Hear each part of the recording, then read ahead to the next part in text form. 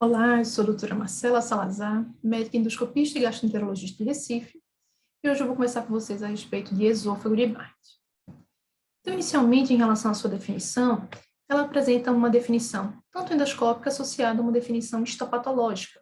Endoscopicamente, a gente precisa observar uma substituição do epitélio estratificado escamoso do esôfago distal por um epitélio do tipo colunar, com extensão de pelo menos 1 centímetro acima da junção esôfago-gástrica. Histopatologicamente, também devemos observar a presença de metaplasia intestinal. Para a sociedade americana e europeia, há necessidade da presença de células caliciformes nessa metaplasia intestinal, o que não é recomendado, o que não é necessário para as sociedades britânicas e japonesas. Então, o esôfago de Barrett, ele é o principal precursor do adenocarcinoma de esôfago. E esse adenocarcinoma de esôfago é o principal tipo de neoplasia esofágica mais prevalente no Ocidente atualmente. A prevalência do Barrett naqueles pacientes com refluxo crônico varia de 3 a 15% e na população adulta geral de 1 a 2%. Em relação à história natural do esôfago de Barrett, ela já é bem conhecida. Sabemos que a inflamação crônica relativa ao refluxo gastroesofágico acaba provocando alterações no epitélio esofágico, que promove o aparecimento do epitélio metaplásico e, com isso, a progressão para a displasia de baixo grau, alto grau e adenocarcinoma. Gostaria de destacar aqui a questão de que a progressão anual para adenocarcinoma é muito baixa quando não há displasia no esôfago de Barrett. Então, existem, sim, alguns fatores de risco associados ao aparecimento desse epitélio metaplásico. O histórico de parentes de primeiro grau com esôfago de Barrett ou adenocarcinoma de esôfago é o principal deles, assim como sintomas de refluxo crônico, sexo masculino, tabagismo, obesidade central e a presença de hérnia de hiato. Alguns fatores também aumentam a taxa de progressão para adenocarcinoma: o histórico familiar, a idade avançada, principalmente maior do que 50 anos, e a extensão do Barrett. Quanto mais longo o segmento do Barrett, maior a chance de evolução para câncer. Como falado anteriormente, a taxa de progressão para adenocarcinoma é muito baixa, mesmo na população com esôfago de Barrett. Então, o rastreio populacional ele não é recomendado, porém, naqueles pacientes que apresentem maiores fatores de risco, como o histórico familiar ou aqueles que tenham refluxo crônico associado a outros fatores, estes devem ser encaminhados para a realização de endoscopia e rastreio da presença do epitélio metaplásico. Então, existem sim algumas limitações relacionadas a utilizar como rastreio um pré-requisito de sintomas de refluxo, já que apenas 7 a 10% dos pacientes com refluxo crônico têm esôfago de Barrett, menos de 10% dos pacientes com adenocarcinoma têm diagnóstico prévio de esôfago de Barrett, 40% dos pacientes com adenocarcinoma não têm sintomas de refluxo. Ou seja, uma grande parte da parcela de pacientes com maior risco de evolução não estão sendo rastreados, então é necessário que novas técnicas diagnósticas de baixo custo sejam validadas para uso mais abrangente naquela população que acumula múltiplos fatores de risco associados a essa patologia. Em relação à avaliação endoscópica, ela deve ser realizada com um aparelho endoscópico de alta resolução. A sedação ela deve ser adequada, o paciente deve ficar tranquilo durante todo o exame. O tempo também deve ser compatível com o tempo necessário para a avaliação de todo o epitélio metaplásico. A lavagem do esôfago deve ser feita com agentes mucolíticos, como a N-acetilcisteína, e também com o uso de simeticonas para tirar as bolhas daquela região. Naqueles pacientes que estejam com uma contratilidade esofágica mais exacerbada, podemos usar a escopolamina. A cromoendoscopia virtual, ela também é recomendada, embora não seja recomendada de rotina pelos guidelines, ela é encorajada, já que, principalmente a cromoendoscopia virtual, ela não onera o exame, nem aumenta o tempo do exame, e já é bastante difundida na maioria dos centros de endoscopia mundo afora. Lembrando a importância de se realizar uma avaliação também mais minuciosa ali na região da cárdia, principalmente em retrovisão, aguardar que o esfíncter esofagiano inferior relaxe para a gente conseguir observar áreas que estão mais em contato com o aparelho e, assim, não perder de dar diagnóstico de lesões displásicas. Então, para o endoscopista dar o diagnóstico de esôfago de Barrett, ele primeiro precisa conhecer os marcos anatômicos dessa região. Então, é necessário definir onde está localizado o hiato diafragmático, onde se localiza a junção esôfago-gástrica e onde se localiza a junção escamo-colunar, também conhecida como linha Z. No Ocidente, a gente usa como marco anatômico para definir a transição esôfago-gástrica, que é uma linha imaginária, a superfície, o topo das pregas gástricas. Já na sociedade, né, no Japão, o que eles utilizam é a base dos vasos empaliçada. Quais são as ressalvas em relação aos 2 marcos anatômicos utilizados?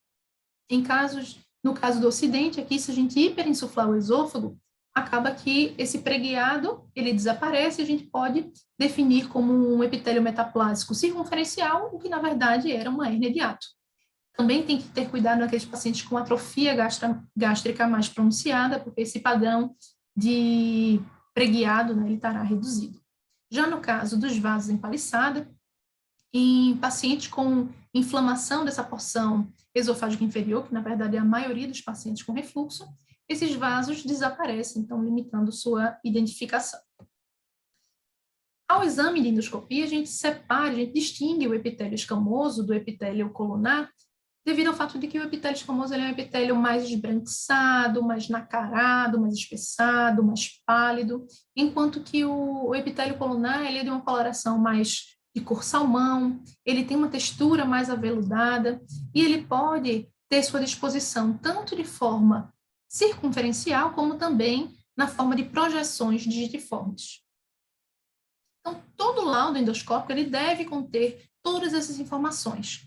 Além disso, um bom endoscopista, um bom laudo, ele também tem que ter imagens de todas as áreas de relevância diagnóstica.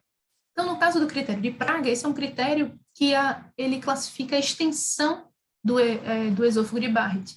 Não só a sua extensão circunferencial, como é medida, né, em relação à distância da junção esôfago-gástrica para a máxima extensão circunferencial, nesse caso aqui seria um C3, e a letra M, que remete à máxima extensão longitudinal do esôfago de Barrett, nesse caso seria um 7.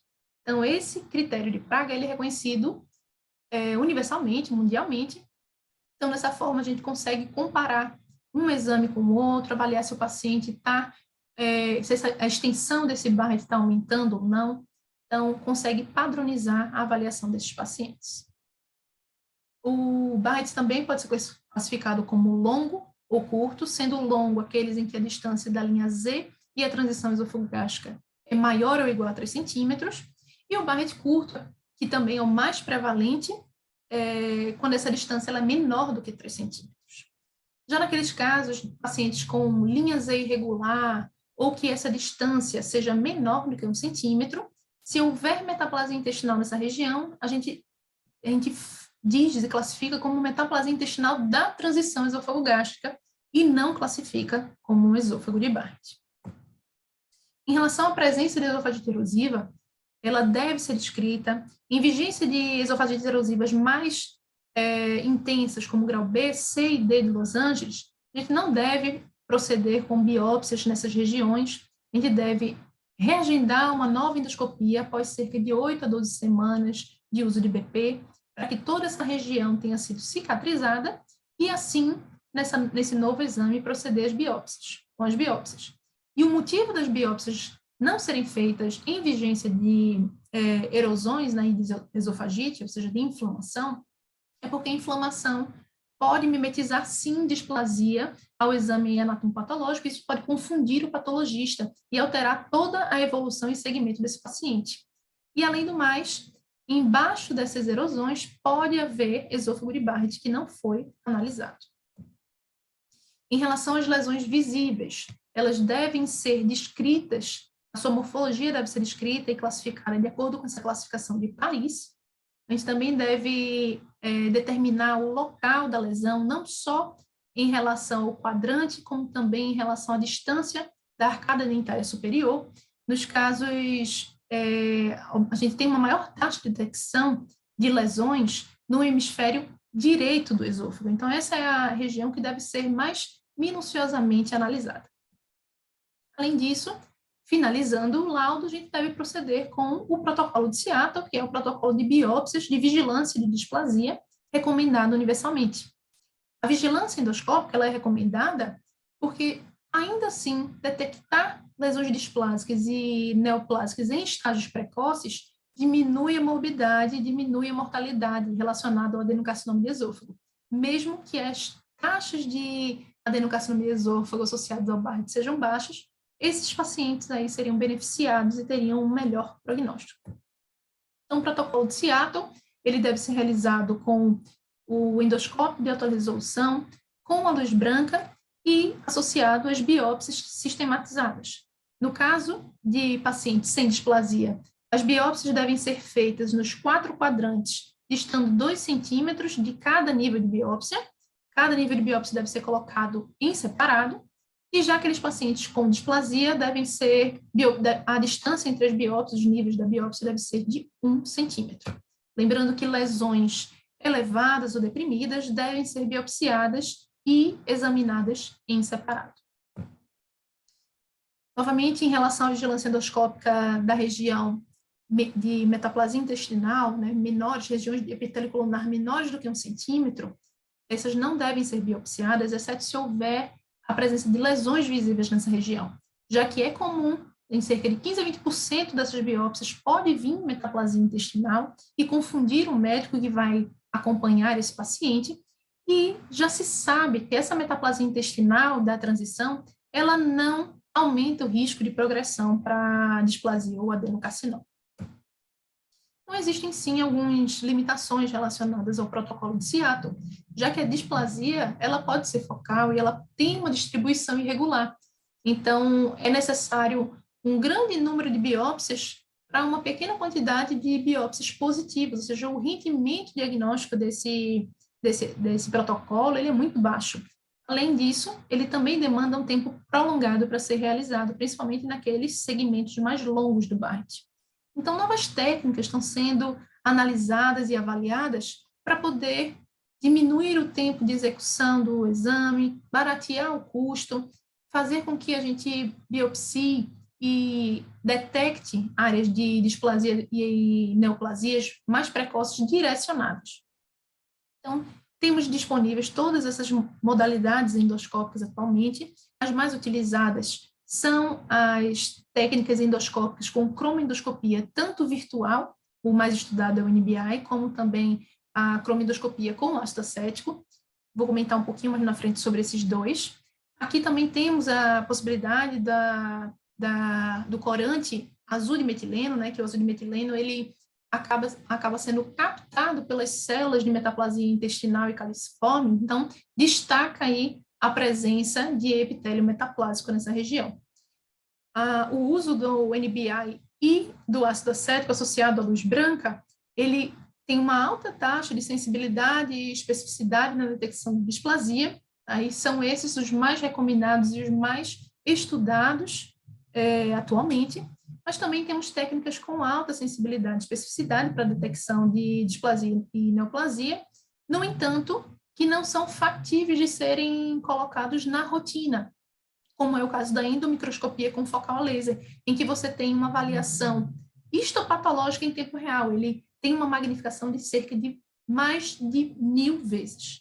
Então, aqui temos um exame à luz branca do esôfago de Barrett, aqui um exame de cromoscopia com o uso do NBI, e aqui um exemplo de imagem da endomicroscopia com focal a laser, em que você consegue observar a presença da estrutura glandular, se ela está distorcida, se tem algum padrão mais escurecido, ou outras características, né, que sugiram a presença de displasia. Como mencionado anteriormente, o ácido acético é o corante convencional mais utilizado na avaliação de Barrett.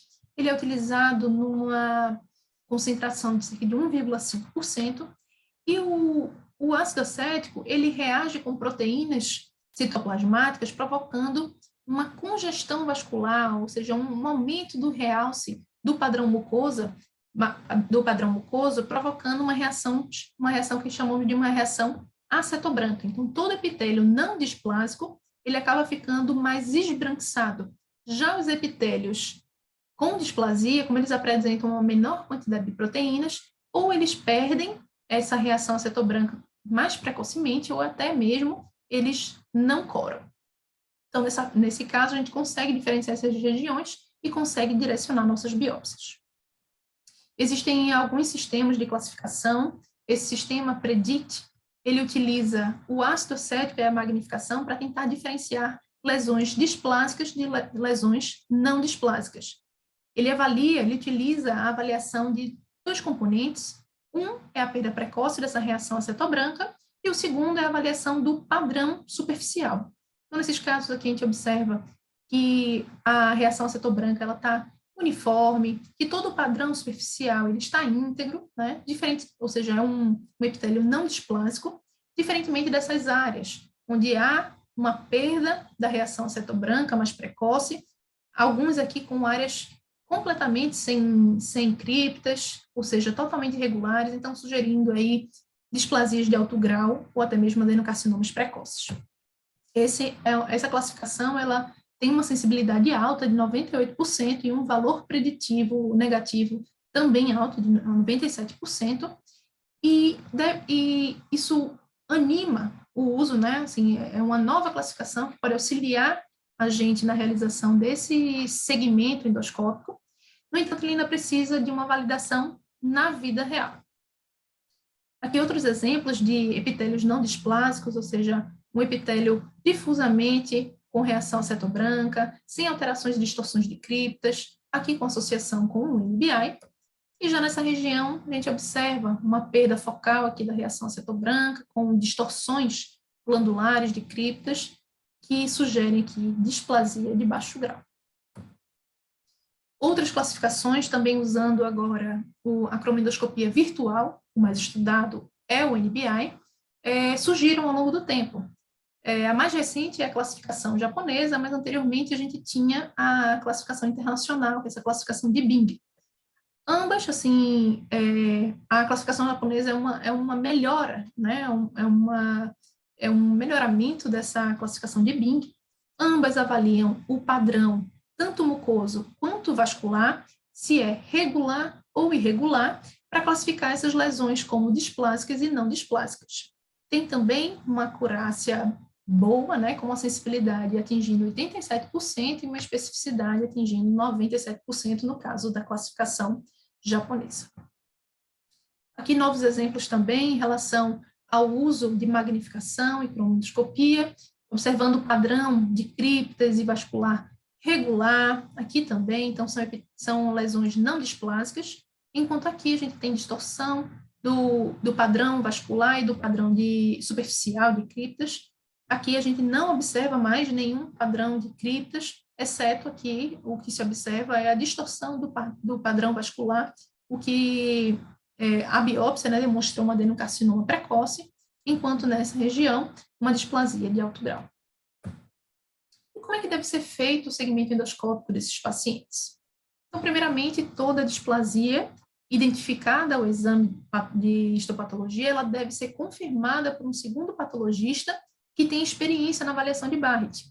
Então, após a confirmação, toda displasia ela deve ser encaminhada para uma terapia endoscópica ablativa.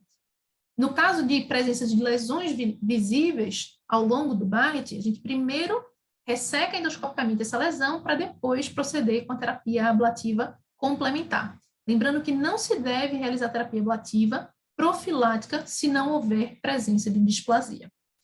A ressecção endoscópica, ela também tem, além de ser uma intervenção terapêutica, ela também pode ajudar no estadiamento mais acurado dessas lesões. Então, aqui é um esquema gráfico para observar o grau de invasão tumoral, aqui no caso um carcinoma intramucoso, T1A, que atinge aqui até a região da muscular da mucosa, e no caso do T1B, aquele carcinoma que invade aí a região da submucosa. Esse é um fluxograma sugerido pelo Colégio Americano em 2016.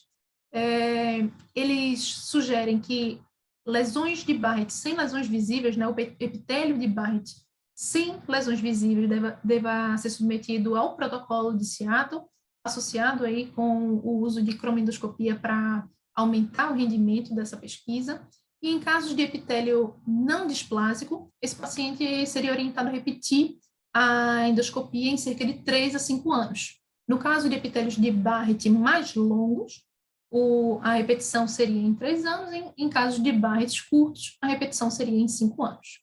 Já no caso de displasia indefinida, a repetição da endoscopia após a otimização do inibidor de bomba é recomendada, e em caso de confirmação, realizar uma nova endoscopia em 1 ano.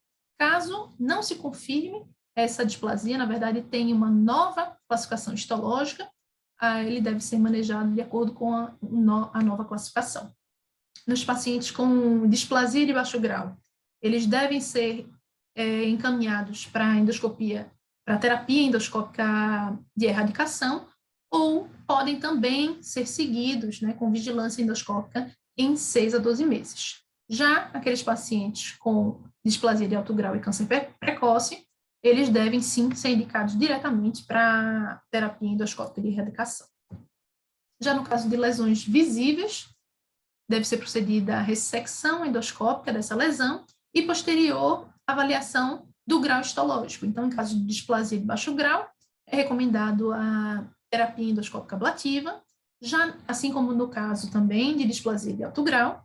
Já no caso de lesões superficiais que atinjam a submucosa, se a histologia for favorável, esse paciente deve ser encaminhado para terapia endoscópica ablativa. E quando a gente fala de histologia favorável, a gente está falando de lesões que invadam menos do que 500 micrômetros da submucosa, ou que tenham tumores bem ou moderadamente diferenciados, e não tenham invasão nem vascular nem linfática. Já no caso das lesões T1B, esses devem ser encaminhados, assim como os de histologia desfavorável, devem ser encaminhados diretamente para a esofagectomia. Então, repetindo, em relação à terapia endoscópica, a gente indica a terapia endoscópica nos casos de lesão visível, ou seja, tanto displasia de alto grau, baixo grau ou tumores precoces que atinjam a mucosa, e já nos casos de lesões que atingem a submucosa, se houver um prognóstico favorável. Caso contrário, esses pacientes vão ser encaminhados para tratamento cirúrgico. Então, qual seria a técnica de ressecção endoscópica recomendada? A gente tem 2 técnicas possíveis, né, e passíveis de serem realizadas nesse contexto. A ISD é a técnica de dissecção submucosa endoscópica. Ela sim tem uma maior taxa de ressecções em monobloco e ressecções R0, ou seja, com margens, tanto margens profundas como margens laterais livres. Ele permite sim uma melhor avaliação histológica e permite um melhor estadiamento tumoral e com isso também uma menor taxa de recidivas. Já como fatores negativos, ele apresenta mais efeitos adversos, né, pela questão da ressecção ser num plano mais profundo, então maiores taxas de perfuração ou sangramento são vistos nesse tipo de procedimento. É um procedimento tecnicamente mais difícil e mais demorado, ele não é disponível, não é em todo centro que vai apresentar endoscopistas capacitados para realizá-lo. Já a mucosectomia, ela é tecnicamente mais fácil, mais disponível, mais rápida e mais segura. No entanto, as ressecções em PCMIL são maiores e, portanto, também as taxas de recidiva. Esse é um principal estudo comparando a técnica de ISD com a técnica de mucosectomia nos pacientes com Barrett. Nesse estudo, publicado no Gut em 2017, foram divididos nesses 2 grupos e, após a ressecção endoscópica, ambos os grupos foram complementados com a terapia ablativa. Se ainda houvesse presença de epitélio metaplásico, ele teria complementação com a radiofrequência. O que se observou comparando ISD com a mucosectomia é que a taxa de ressecção em bloco, obviamente, foi muito maior no grupo de dissecção submucosa, né? Provavelmente esses três pacientes que foram beneficiados com ressecção em bloco no grupo da mucosectomia deviam ter lesões bem menores, e também foi observado aí maior taxa de perfuração no grupo do ISD. Já em relação aos desfechos, principalmente nos 30 dias posteriores, o que se observou é que, em relação à remissão completa de neoplasia e em relação ao encaminhamento para cirurgias eletivas, ou seja, esofagectomia complementar após a ressecção, isso não houve diferença entre os dois grupos, ou seja, em termos de necessidades, conclusões do estudo, né, em termos de necessidades de cirurgia, remissão e recorrência de neoplasia, o ISD e a mucosectomia, elas são altamente efetivas quando se fala em ressecções de lesões precoces.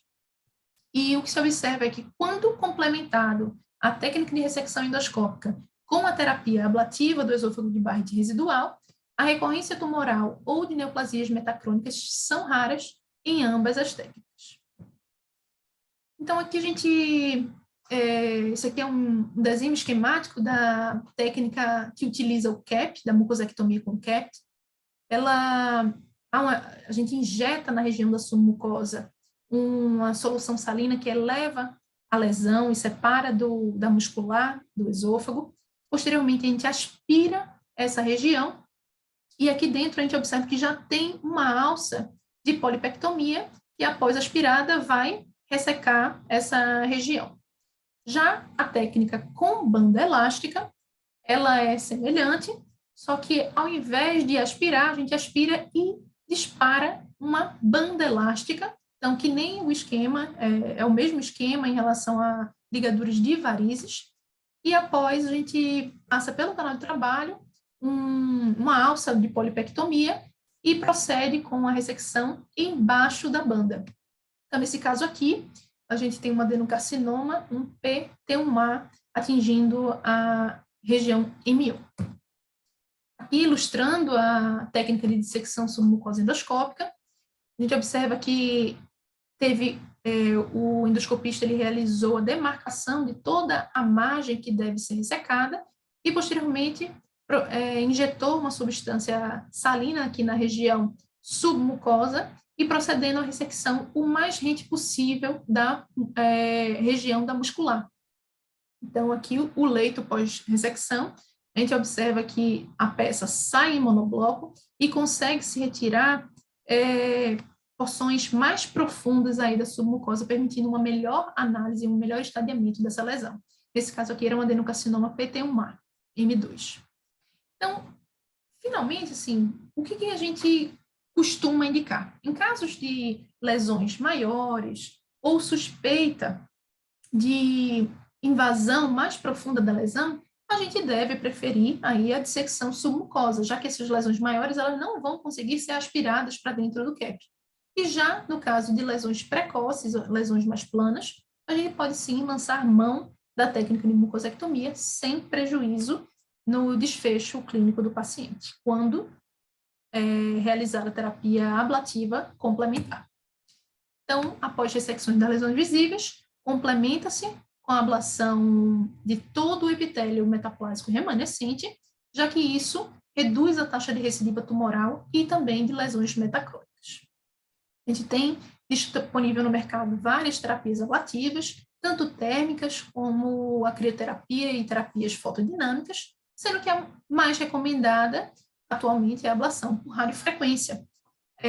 Existem os probes de radiofrequências, tanto circunferenciais como focal. Nesse caso dos circunferenciais, eles são mais indicados em casos de Barrett mais longos, enquanto o probe mais focal ele é utilizado para aqueles Barrett mais digitiformes ou regiões menores, né? A vantagem da ablação por radiofrequência é que essa ablação é realizada de uma maneira, a descarga dessa ablação ela é realizada de uma maneira mais uniforme, e o grau de alcance, né, em relação à profundidade da parede esofágica, ele é menor, ele costuma atingir aqui a região da mucosa profunda, submucosa superficial, o que evita o aparecimento de complicações, como, por exemplo, estenose, o que é mais visto com as outras técnicas ablativas disponíveis. Já em relação à terapia cirúrgica, A esofagectomia ela é indicada naqueles pacientes com adenocarcinomas mais avançados, ou seja, que acometam mais profundamente a região da submucosa. Já naqueles pacientes que têm o câncer atingindo camadas mais superficiais, tanto da submucosa como da mucosa, se houver fatores prognósticos desfavoráveis, como um tumor pouco diferenciado ou invasão linfovascular, ele também deve ser referenciado para a esofagectomia.